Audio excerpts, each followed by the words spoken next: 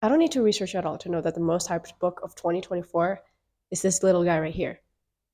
Don't look it up. But before we get cracking on this, baby, I should tell you that I am gonna have to multitask. You see, I'm supposed to clean this room, but let's just say that I've been busy dancing through life. Long story. If you want the short version, I procrastinated. So I'm gonna have to do this and make the bed, dust everything, fix the couch that my dogs took over, and now it's practically a dog bed. And speaking of dogs, I gotta sweep the floor as well. You don't mind, do you? Also, judging by the cover of this book and the genre, I like to think of this as dessert, and before I have my dessert, I gotta have my main course. And what better way to have a main course than to read a thriller, something like this.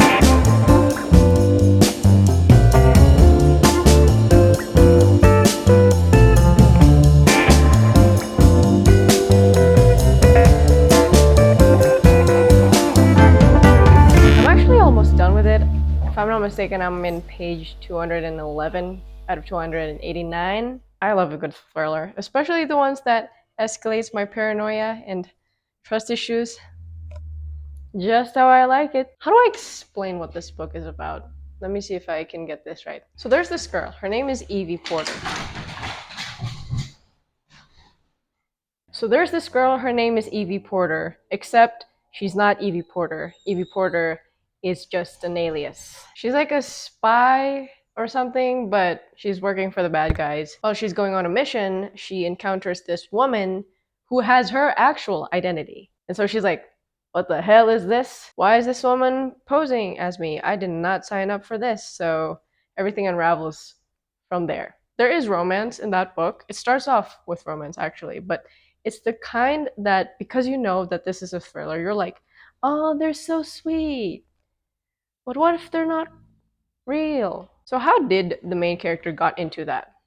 Well, at first, she's only stealing, elaborately, might I add, because she's the breadwinner of the family. I don't know where her dad is, and her mama's dying at the time. So that's how she survives, by stealing other people's property. But then someone viewed her potential and hired her. So from that moment on, she keeps on doing that because she's good at it. Authors who write thrillers are definitely on the next level, because how did they even think of all that, that elaborate ruse? All the mini plots here and there. It's just so intricate. I can't wait to go back reading because the curiosity kills me. I need to know who Mr. Smith is. In my brain right now, I'm still thinking, oh, what if this person is this? What if this guy is actually this guy? What if this is happening because of this?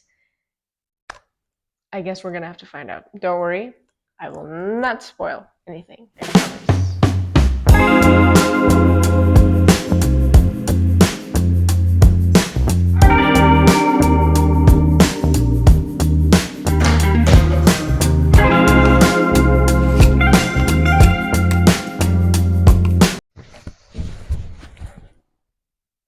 I just finished First Lie Wins, and it was awesome.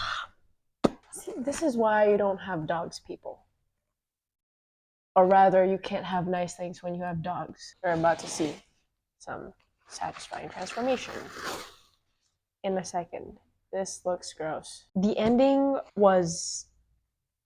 I mean, I saw that coming, but I did not see that coming. Oh my goodness, so much pedander. The whole plot is just a huge, in real life, chess game. Oh, the opponents are so smart. Every time they make a move, I would speculate a sliver of it, and then I get that sliver right, and the rest is just, which is great, I guess, because I also want to be surprised. I truly get the hype.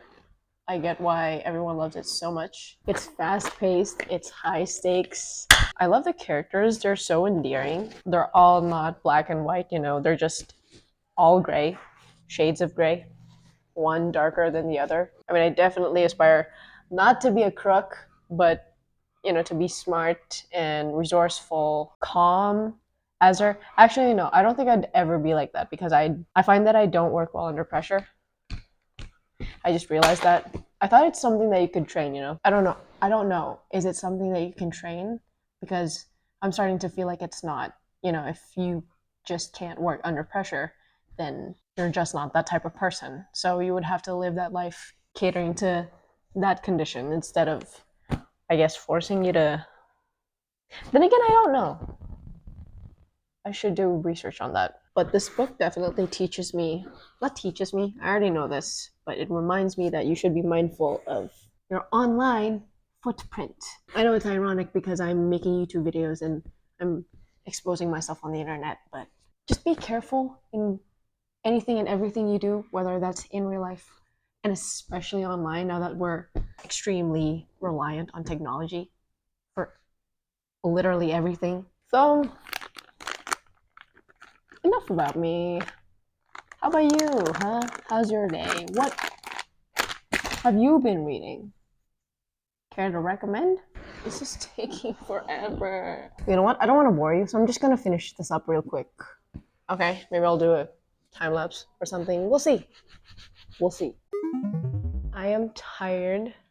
I'm gonna go grab lunch, and then I'm gonna come back, sit on this couch, lovely made up, fixed up couch, and then I'm gonna read the next book.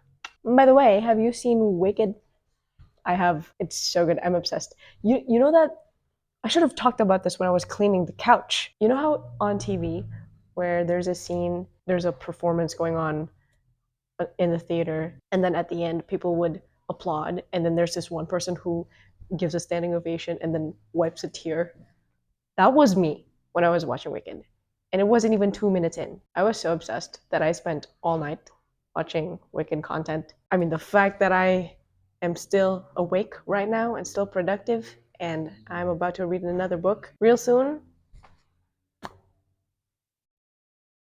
Impressive, impressive. Okay, well, I'll see you later. Okay then. What?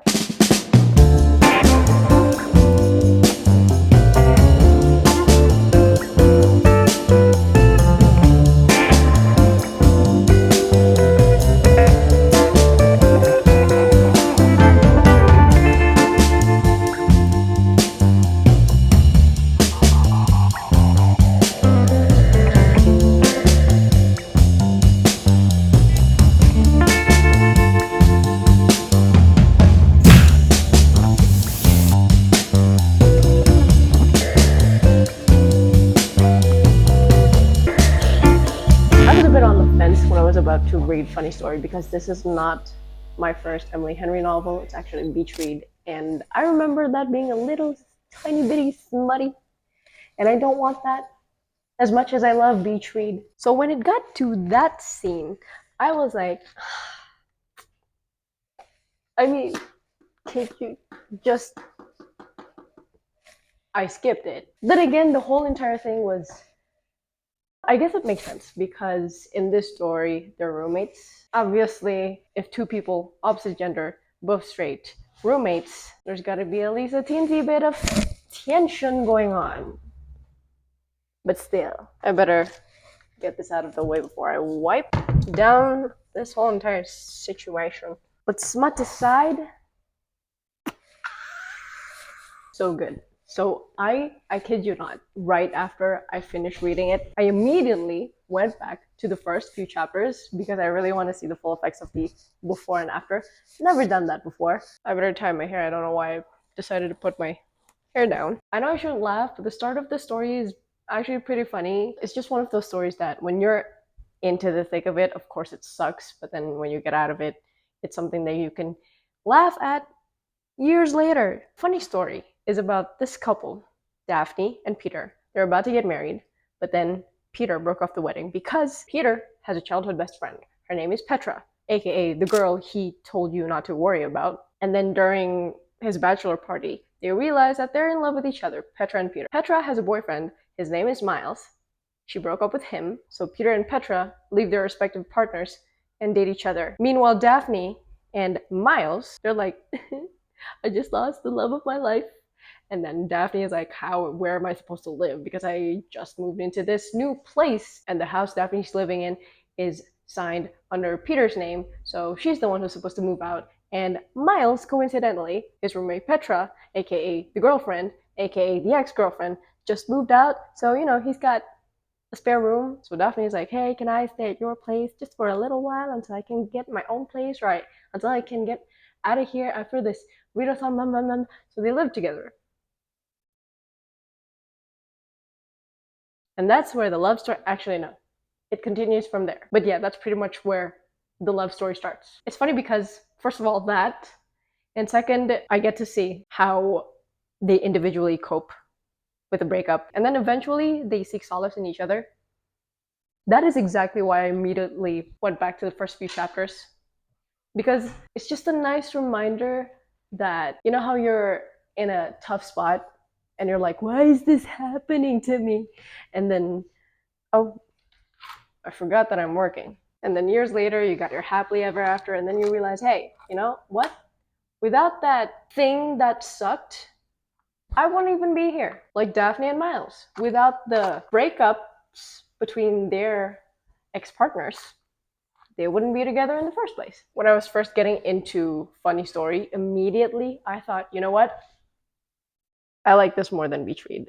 I don't know. I feel like Funny Story is more lighthearted than Beach Read because Beach Read starts off on a depressing note in a way. It was a bit hard for me to get into, whereas Funny Story from the beginning it was like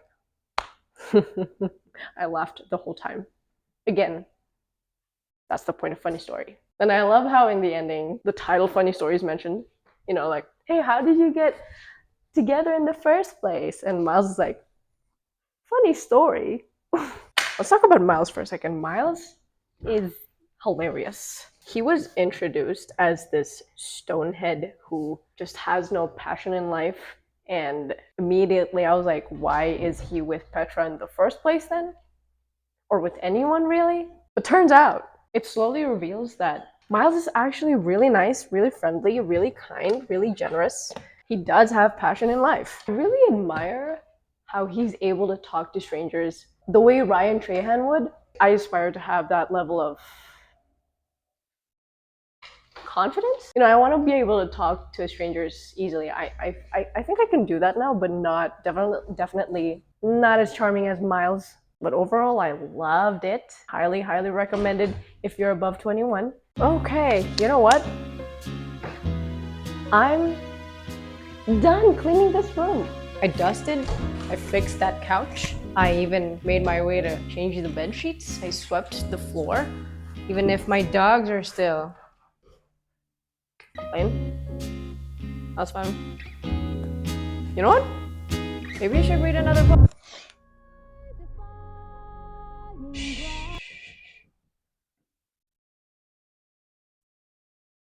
Oh. No, what was I gonna do again?